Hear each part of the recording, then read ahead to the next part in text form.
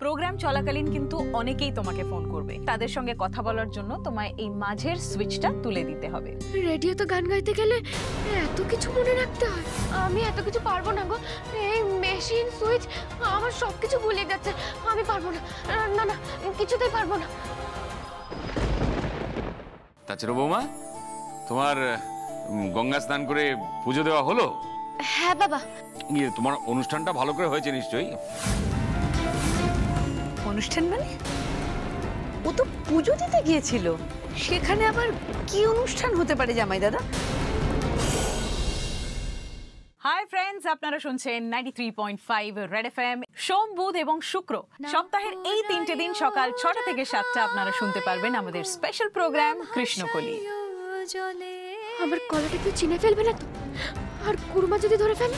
এই গলাটা তো খুব চেনা চেনা লাগছে। দয়া কর শ্যামা, ওই দুধের বাচ্চাটার জন্য একটু গান গেয়ে দে শ্যামা। তুই জানিস না এটা করলে না তোরও ভালো হবে রে মা। আমার গান শুনে যদি ওর মনটা ভালো হয় তাহলে আমি যাবো কুরমা, কিন্তু যাওয়ার আগে আমাকে ছোট কর্তার কাছ থেকে অনুমতি নিতে হবে। আমার খুব কষ্ট হচ্ছে, বুকে খুব ব্যথা, গান শুনতে মন চায়, আমার একটা গান শোনাবে গো?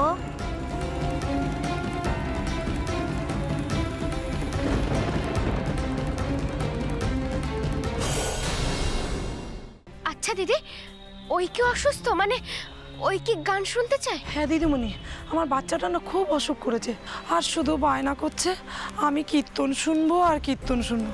কিন্তু কি করব বলুন দিদিমণি, আমরা তো গরিব মানুষ, আমরা ভিখারি, আমাদেরকে কে গান শোনাবে বলুন? এই তো একটু আগে একজন এসে খাবার দিয়ে গেল আর বলল যে একজনকে নিয়ে আসবে, সে নাকি কীর্তন গান শোনাবে। কিন্তু কি কপাল বলুন, সে তো আর এলোই না।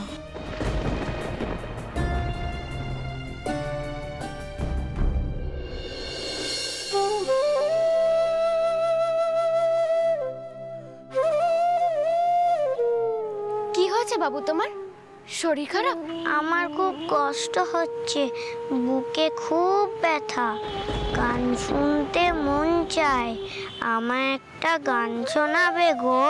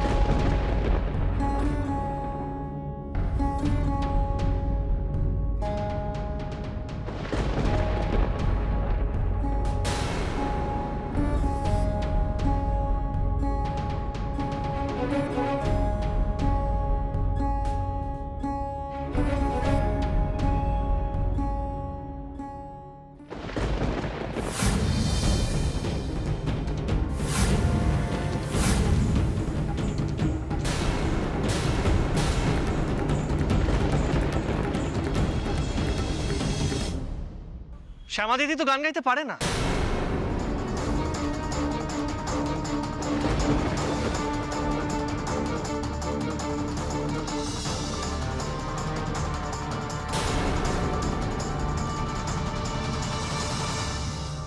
আমরা তো ওর জন্য খাবার নিয়ে এসেছিলাম, এটা নিন, ওকে খাইয়ে দিন। আর এটা এটা তোমার জন্য, এই নাও।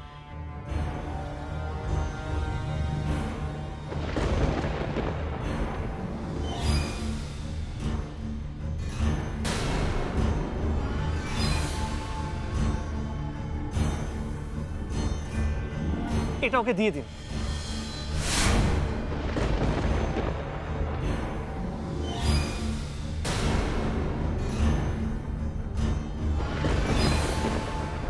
যখন ইচ্ছে হবে এই রেডিওটা চালিয়ে গান শুনে নিও।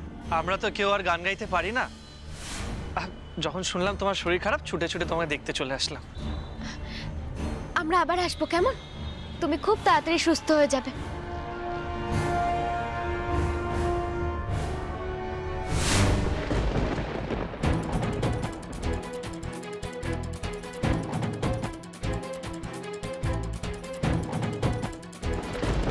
দূর বাবা, শ্যামা তো গানই গাইলো না।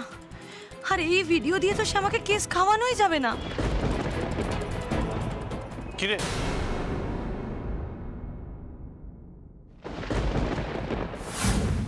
আমি গানের মিউজিকটা দিচ্ছি, আপনি একটু দেখে নিন।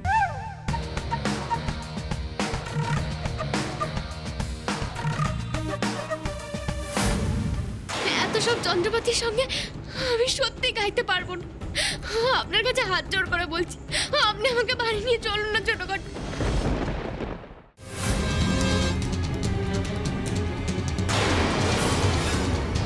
কার থেকে মাল নিতে তুমি? রাজু ভাইয়ার নাম এই ধান্দায় সবাই জানে, लेकिन यहाँ पे কালু ভাইয়া নামের একজন রাজু ভাইয়ার মাল বেচে, সেটা তো हम भी জানতাম না। ঠিক করে বল, তুই কে? আমি চাইলেও এত রেতে কিচ্ছুটি করতে পারবো না। মতির বাবু থাকলেও তুমি এমনটাই করতে তো মা। তখন তো এমনটা তুমি করতে না। এই রাত বিরেতে সকলকে জাগিয়ে তুমি ঠিক একটা ব্যবস্থা করতে। আমারই পোড়া কপাল, তুমি তো আমাকে নিজের মেয়ে ভাবো না। যখন জানো এছাড়া তোমার কোনো উপায় নেই, তখন আমার উপরেই নির্ভর করে তাকো। বল মা, বল বল, তুই কি চাস? বল মা, আমাকে আদেশ কর। মা যা চাই তা যদি তুমি করতে চাও, তবে নারীদের এই মন্দিরে প্রবেশের অধিকার করে দাও।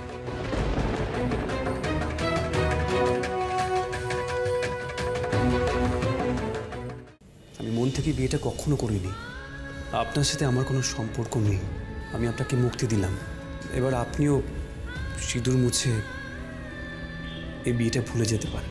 আপনি যে সিঁদুর আমার সিঁথিতে পরিয়েছেন, তা আমি এই জীবনে মুছতে পারবো না দীপ্তবাবু। তোমাকে এই সুক্ত আর কোপ্তা এটা কে পাঠিয়েছে? ওই অপদার্থ ইস্ট বেঙ্গলের মেয়ে, হ্যাঁ, ওই পুণ্য বিহারীর মেয়ে। হ্যালো, কে বলছেন? হরিন্দ্র বলছি। এই শোনো, তুমি তুমি আমার বাবাকে ওই সুক্ত আর কোপ্তা করে পাঠিয়েছিলে।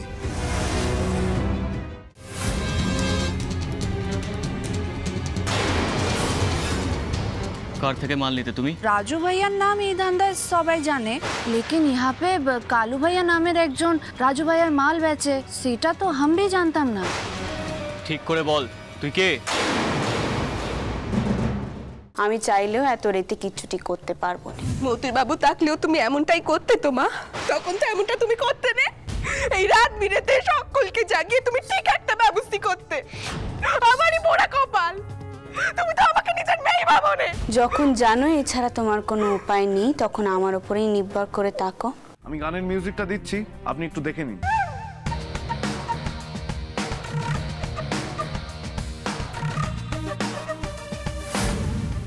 এত সব যন্ত্রপাতির সঙ্গে আমি সত্যি গাইতে পারবো না। আপনার কাছে হাত জোড় করে বলছি, আপনি আমাকে বাড়ি নিয়ে চলুন না ছোটখাটো। বল মা, বল বল, তুই কি চাস?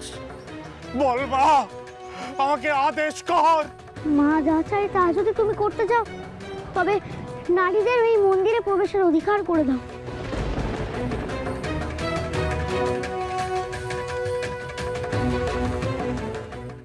আমি মন থেকে বিয়েটা কখনো করিনি। আপনার সাথে আমার কোনো সম্পর্ক নেই। আমি আপনাকে মুক্তি দিলাম, এবার আপনিও সিঁদুর মুছে এই বিয়েটা ভুলে যেতে পারেন। আপনি যে সিঁদুর আমার সিঁথিতে পরিয়েছেন, তা আমি এই জীবনে মুছতে পারবো না দীপ্তবাবু। তোমাকে এই সুক্ত আর কোপ্তা এটা কে পাঠিয়েছে? ওই অপদার্থ ইস্ট বেঙ্গলের মেয়ে, হ্যাঁ, ওই পুণ্য বিহারীর মেয়ে। হ্যালো, কে বলছেন? হরিন্দ্র বলছি। এই শোনো, তুমি তুমি আমার বাবাকে ওই সুক্ত আর কোপ্তা করে পাঠিয়েছিলে।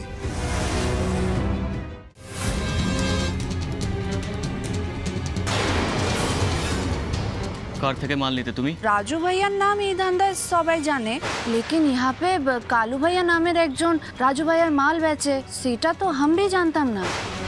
ঠিক করে বল, তুই কে? আমি চাইলেও এত রেতে কিচ্ছুটি করতে পারবো না। মতির বাবু থাকলেও তুমি এমনটাই করতে তো মা। তখন তো এমনটা তুমি করতে না। এই রাত বিরেতে সকলকে জাগিয়ে তুমি ঠিক একটা ব্যবস্থা করতে। আমারই পোড়া কপাল, তুমি তো আমাকে নিজের মেয়ে ভাবো না। যখন জানো এছাড়া তোমার কোনো উপায় নেই, তখন আমার উপরেই নির্ভর করে তাকো। আমি গানের মিউজিকটা দিচ্ছি, আপনি একটু দেখে নিন।